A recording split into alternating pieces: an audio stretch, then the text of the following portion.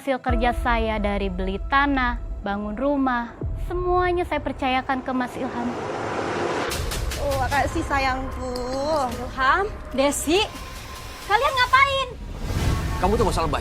Lagian juga kamu tuh bukan istri yang sah kok di mata negara. Tapi aku istri sah di mata Tuhan, Mas. Aku yang buldoserin rumah ini. Itu rumah yang kalian tinggalin. Hasil kerja keras aku. Lagi uang kau. Ini hak aku. Apa kabar pemirsa? Senang sekali bisa kembali menemani Anda dalam Catatan Hati Perempuan. Ruang berbagi kisah dan tempat menemukan kekuatan di balik setiap luka yang terpendam. Pemirsa, cinta seharusnya saling menguatkan, bukan membungkam. Apalagi menjadi penjara yang membuat kita lupa cara menghargai diri sendiri. Seperti yang pernah dialami oleh narasumber kita. Seperti apa perjalanan hidupnya? Mari kita sambut Mbak Najwa. Halo Mbak, Halo. apa kabar? Silakan duduk Mbak. Mbak Najwa, terima kasih sudah hadir di studio kami. Kamu sudah siap untuk menceritakan kisah kamu? Sudah, Mbak. Silakan Mbak. Saya 7 tahun kerja jadi TKW di luar negeri, Mbak. Saat itu saya menjalin hubungan cinta dengan Ilham. Dia sapam di kampung saya. Tapi akhirnya alih profesi jadi driver. Kami menjalin hubungan cinta jarak jauh. Dan selama Mbak Najwa kerja di luar negeri, sempat pulang ke tanah air untuk bertemu dengan Ilham? Enggak, Mbak. Saya nggak pernah ambil cuti. Karena saya yatim piatu, Mbak. Semua hasil kerja saya dari beli tanah, bangun rumah, beli motor, semuanya saya percayakan ke Mas Ilham. Semuanya kamu percayakan kepada Mas Ilham? Iya, Mbak. Karena dia yang mengurus semuanya. Saya percaya karena dia selalu kirim foto sertifikat dan bukti pembelian. Dan akhirnya Mbak Najwa pulang ke Indonesia? Iya, Mbak. Kami menikah. Tapi malam itu, tepatnya malam pengantin, semuanya mulai terbuka.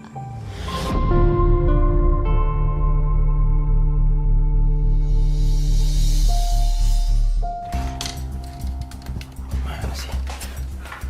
Aku bilang gak ada, Mas. Apa sih yang kamu cari? Najwa, aku butuh uang itu. Tuh, mana sih? Mas, aku tuh baru pulang dari luar negeri. Kita baru aja nikah, Mas. Najwa, aku nih lagi ada orderan malam ini. Ya, ya paling lama tuh 2 atau 3 hari. Tapi ini malam pengantin kita, Mas. Najwa, malam pengantin gak akan bisa kasih kita makan. Aku tuh butuh bekal. Mana? Mana uang itu? Gak ada. Gak ada. Kamu gak usah bohong. Aku lihat tadi kamu tuh naruh duit itu di amplop. Mas, itu uang tabungan terakhir aku. Itu buat awal kita, Mas. Itu buat kita. Tapi aku ini suami kamu, aku tuh berhak atas uang itu. Aku cuma butuh uang itu buat bekal aku, buat isi bensin, buat makan. Nanti pulangnya aku ganti kok. Yaudah, yaudah, yaudah.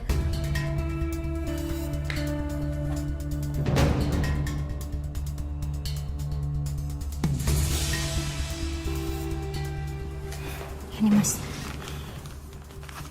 Kalau udah selesai, tolong cepat pulang ya. Iya, tenang aja ya.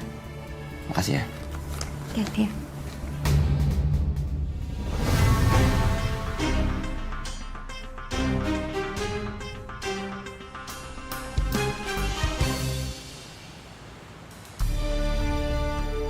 Sayang. Udah lah, gak usah sentuh-sentuh aku. Loh, kok gitu sih? Nih, aku ada uang bulanan buat kamu.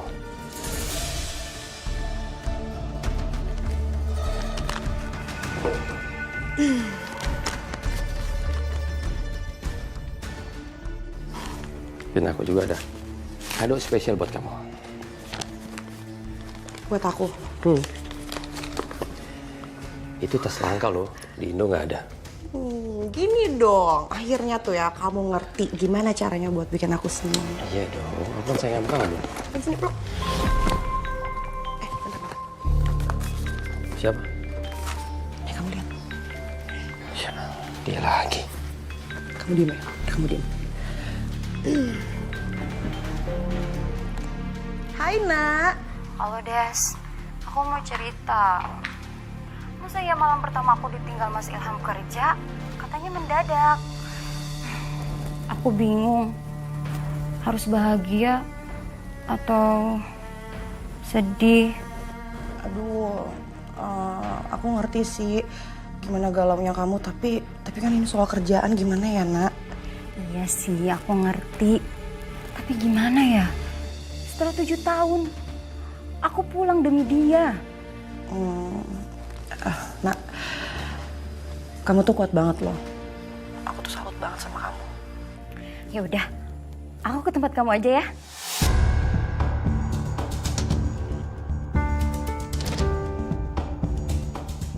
Aduh, aku udah pindah rumah, Nak.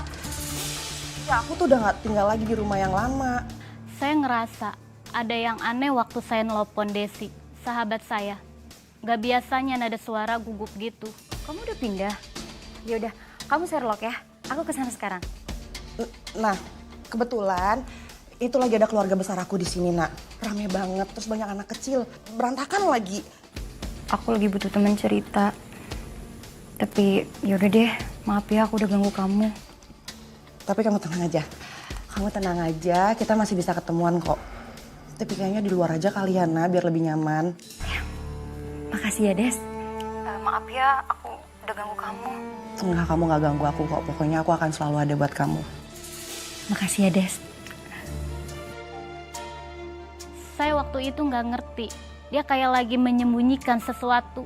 Padahal biasanya dia paling cerewet, paling senang kalau ngobrol panjang. Mbak, pada saat itu, Mbak nggak berusaha mencari tahu langsung kenapa dia seperti itu? Enggak sih, Mbak. Saya lupain soal itu. Tapi pas ketemuan sama Desi, saya kaget. Saya nemuin sesuatu yang bikin saya heran.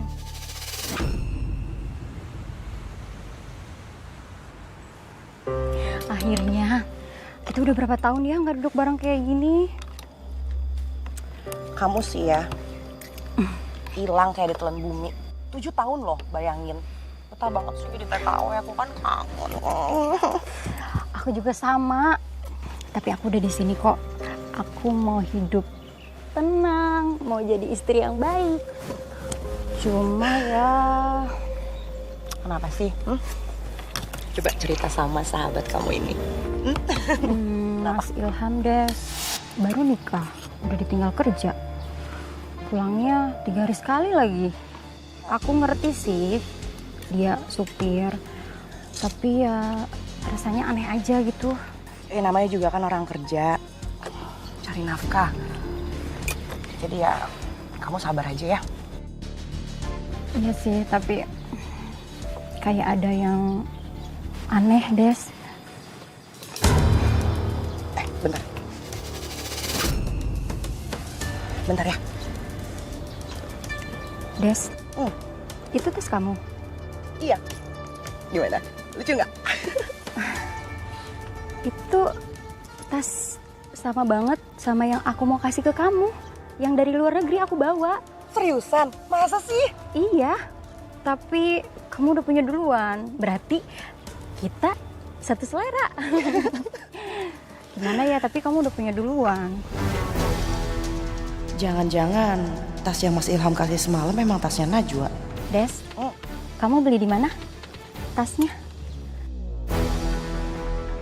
Ini beneran. Baksonya enak banget dan aku tuh udah lama banget nggak makan di sini. Des, Kamu suka pedes kan? Nih, aku tambahin sambalnya ya. Suka pedes kan?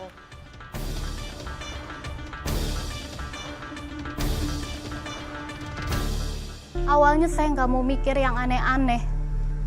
Tapi malam itu, saya mulai ngerasa ada yang nggak beres. Saya cari tas oleh-oleh yang mau saya kasih ke Desi. Sudah saya simpan baik-baik, tapi pas saya cari sudah tidak ada, Mbak. Jadi kamu beneran yakin tas yang buat Desi itu hilang, nggak ada di rumah? Iya, Mbak. Saya udah bongkar semua lemari, kardus, tapi kosong nggak ada. Jadi Mbak, tas itu beneran hilang dong? Hilang dari rumah kamu?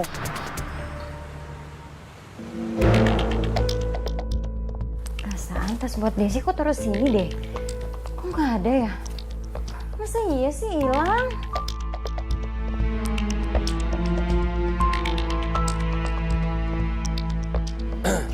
Sayang. Loh mas, kok udah pulang katanya 3 hari. Ini baru 1 hari loh. Ya emangnya kenapa? Aku nggak boleh kangen sama kamu. Boleh dong. Udah tadi nyari apa sih? Itu loh mas, tas buat Desi nggak ada. Aku udah cari tapi hilang. Nggak tahu kemana. Tas.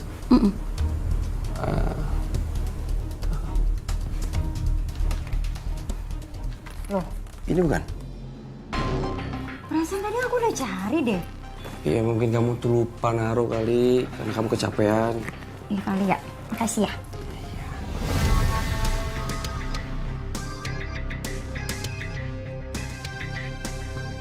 Tas itu muncul pas Mas Ilham pulang. Padahal katanya dia baru bakal pulang 3 hari lagi. Dan yang bikin saya tambah bingung, tiba-tiba dia nemuin tas itu. Kok mendadak tasnya bisa muncul ketika Mas Ilham pulang? Dia kayaknya sengaja taruh tas itu pas saya nggak lihat. Dia bilang dia nemu di atas lemari. Tapi saya yakin banget mbak. Saya sudah cek tempat itu sebelumnya. Saya mulai curiga ada yang nggak beres mbak. Sayang, kamu masih lama ya? Ayo dong cepetan. Ya. Tertelot lagi nih. Sabar dong sayang, kan kalau cewek itu harus tampil maksimal. Ayo, mana helmet? Oh, makasih sayangku. Mas Ilham, Desi, kalian ngapain?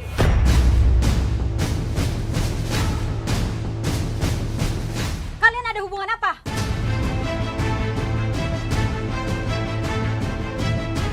Jawab!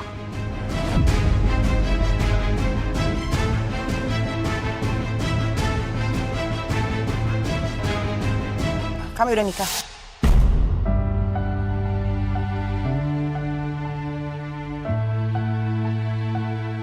Kalian udah nikah? Iya, kita udah nikah.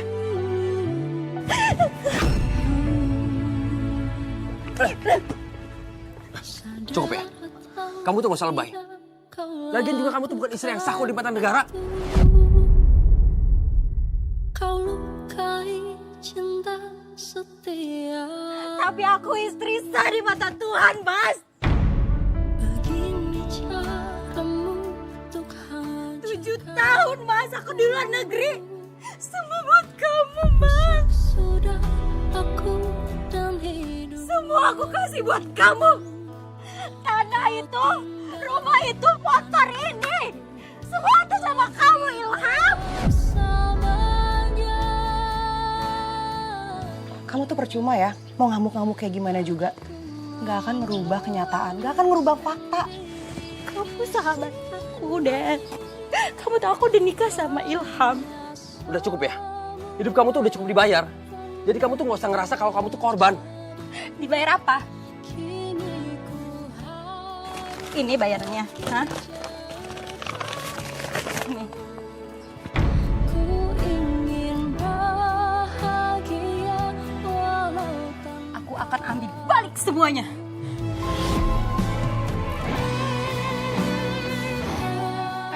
Sudah, ayo diselesaikan baik-baik. Biar semua orang tahu bahwa aku tuh istri sahnya. Tapi dia udah nikahin sahabat aku sendiri.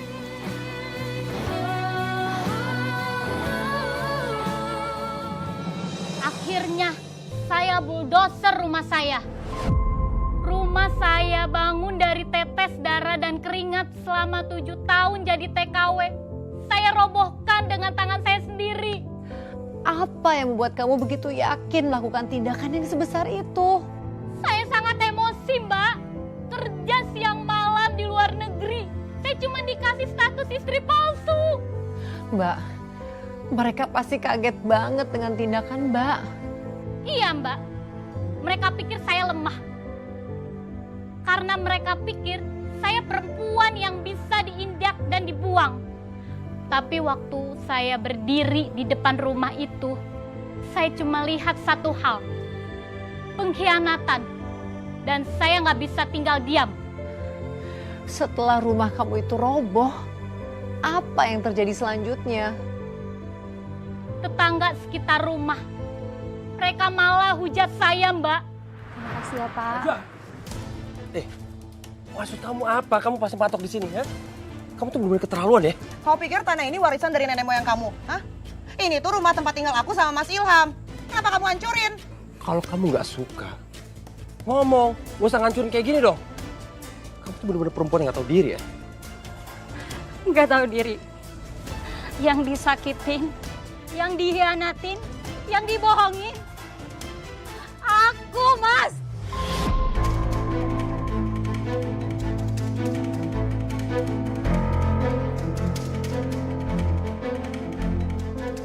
Jadi yang bulldozer rumah dia, Bek. Iya, parah banget ya. Iya, saya yang bulldozerin. Ini bukan rumah mereka. Ini rumah hasil kerja keras aku.